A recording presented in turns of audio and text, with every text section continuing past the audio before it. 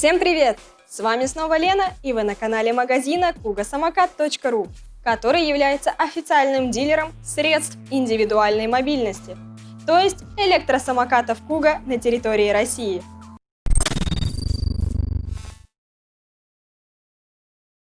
Да-да, именно так Минтранс предлагает именовать наш с вами транспорт, господа.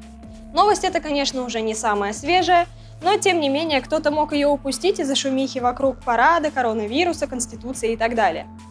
А новость эта достаточно важная для нас с вами, потому что помимо новой терминологии, новое постановление, вносящее изменения в ПДД, вводит также и множество ограничений для пользователей электросамокатов, гироскутеров, моноколес и даже обычных роликовых коньков.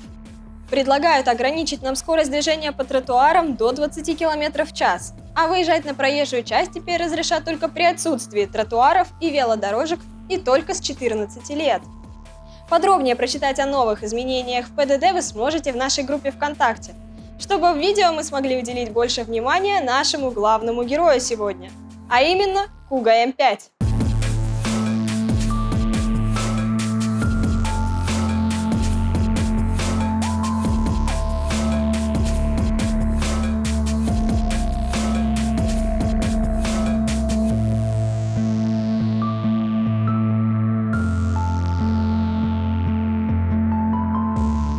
Kuga M5 – это один из самых мощных самокатов линейки Kuga.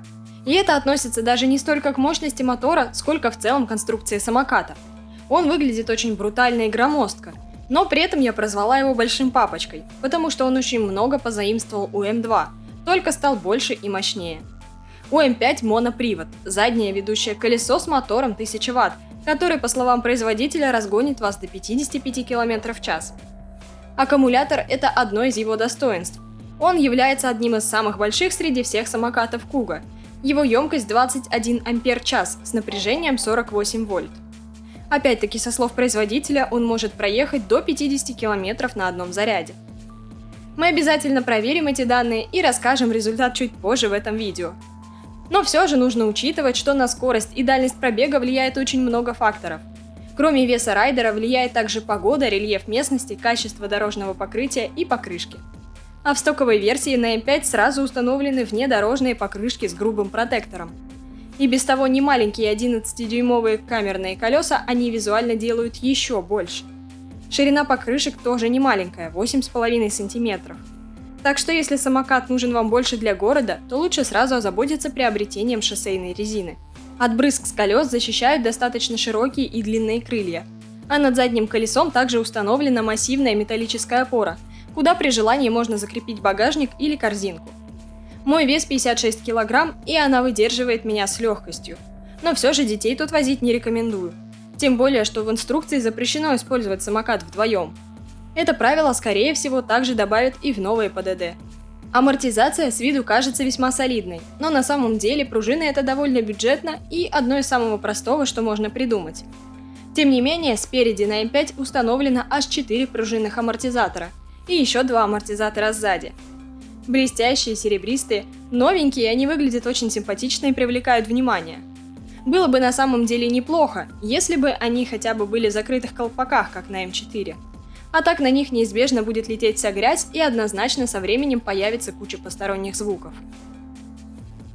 При этом посадка у самоката достаточно высокая.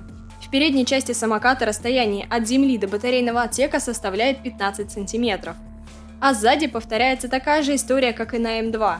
Крепление задней подвески значительно выступает за нижний край батарейного отсека и уменьшает клиренс до 11 см. Мы, правда, уже проверили, что, в общем-то, это не особо мешает, и проходимость у самоката все равно хорошая.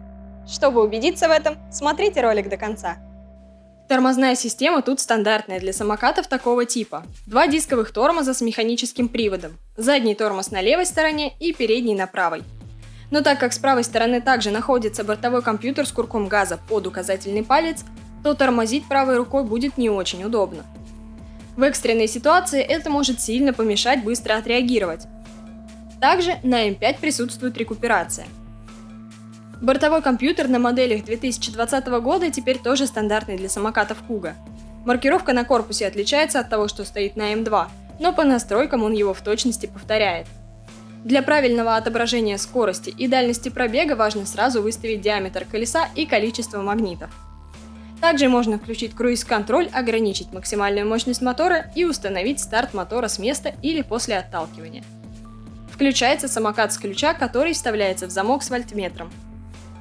Это, конечно, немного осложнит жизнь потенциальному вору, но все же лучше не оставлять самокат без присмотра или хотя бы использовать в дополнение тросовый замок. С левой стороны руля есть дополнительная панель, на которой есть звуковой сигнал. Простенький, но хотя бы такой. И управление светом. Верхняя кнопка включает центральную фару. Вместе с ней включается разноцветная диодная подсветка по бокам деки и задние габаритные огни. Дополнительные фары по бокам включаются каждая отдельной кнопкой. И также они имеют режим стробоскопа. При торможении автоматически загорается задний стоп-сигнал. Сиденье, которое идет в комплекте, достаточно мягкое и большое, такое же, как на М2. Но не сказать, что оно имеет очень удобную форму. К тому же оно плохо фиксируется и на кочках все время норовит куда-нибудь съехать. К счастью, сиденье можно легко убрать, как саму стойку сиденья, так и платформу в целом. Для этого нужно всего лишь открутить 4 болта. Также при транспортировке его можно сложить к деке. Для этого под седлом нажимаем на штырь и опускаем саму сидушку вперед.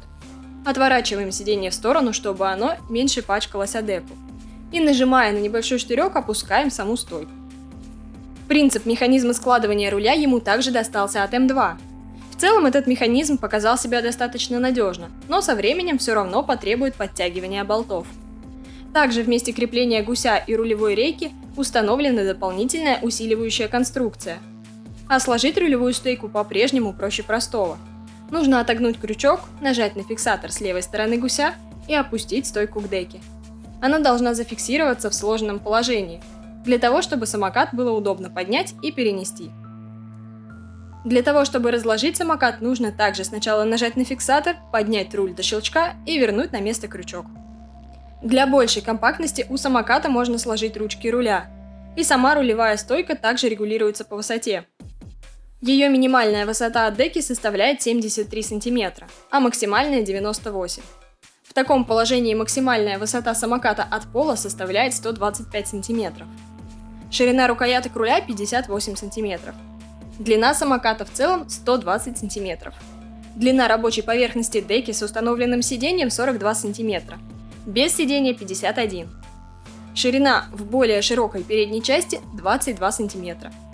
Вес самоката в сборе с сиденьем у нас получился 35 кг вместо заявленных 31,5 кг. И для меня вынести его из подъезда обычной девятиэтажки было уже не так-то просто. Но, к счастью, его клиренс позволил мне аккуратненько скатить его по ступенькам, не поднимая. И при этом он ничего нигде не цеплял. В пассажирский лифт он также помещается без проблем. Но все-таки интереснее, как он едет, не правда ли?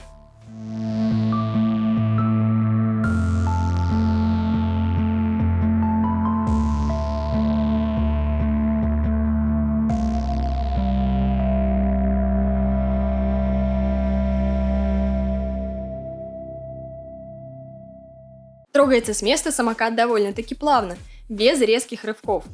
Есть небольшая задержка курка на старте, и вначале скорость набирает постепенно. Сильное ускорение чувствуется почему-то только после 15 км в час. И вот тут, если нажать на курок чуть посильнее, то самокат ускоряется рывками. Поэтому если едешь где-нибудь не торопясь, то притормаживая, то ускоряясь, то устаешь от постоянного дергания и от того, что приходится сильнее цепляться за руль. Сильно устают руки. Максимально разогнать под GPS с моим весом у нас удалось его до 53 км в час. С нашим оператором, который весит около 95 кг, до 50 км в час. Что для такой мощности и веса самоката вполне нормальные цифры. В горку с места М5 тянет не очень хорошо, а вот с небольшого разгона с легкостью заезжает по крутым склонам даже с рыхлым грунтовым покрытием. Вообще в лесу на бездорожье самокат показал себя отлично, даже в тех местах, где грунт был влажным. Не слишком большая мощность и широкая резина самое то для того, чтобы не было лишних пробуксовок. Со спуском с горок проблем тоже нет, и с лестниц в том числе.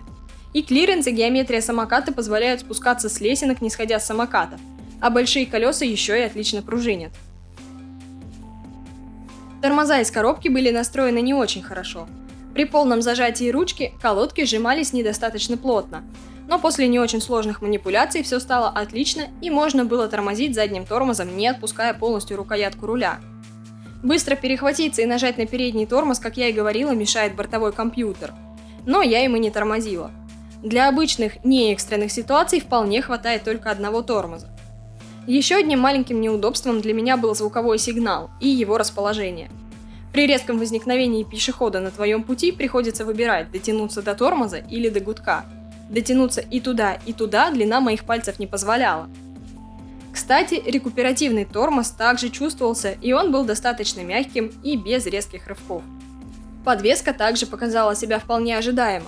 Самокат достаточно мягко проходит крупные кочки и бордюры, но на покрытии с мелкими неровностями, а в особенности на асфальте с щебенкой, который у нас так часто любят класть, самокат довольно сильно вибрирует за счет покрышек. Сначала это может быть незаметно, но мы очень хорошо это ощутили, когда попытались установить на него камеру. С G1, например, таких проблем никогда не было. Также мне показалось, что на большой скорости на такой дороге, помимо того, что резина прилично шумит, самокат еще и не очень уверенно держит дорогу. Особенно если ехать сидя. Колесо ловит воблинг и руль очень тяжело удержать. На абсолютно ровном асфальте эта проблема почти незаметна. Так что, как я и сказала, если самокат нужен преимущественно для городских условий, то лучше сразу же сменить ему резину на слики. Еще некоторые неприятные ощущения добавляет наличие позвякивающих и побрякивающих элементов, вроде крепления сидушки и передних фар. Ну и, кстати, о самой сидушке.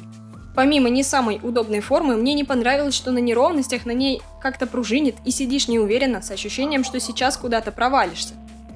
Особенно это мешает управлению на более-менее приличной скорости. Но к небольшому плюсу могу отнести то, что установленная сидушка не так сильно мешает ездить стоя, как это было на М2 и М4.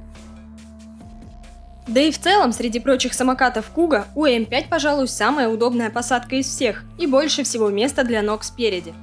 Так что для тех, кто хочет ездить именно сидя и обладает крупной комплекцией, это определенно самый подходящий вариант.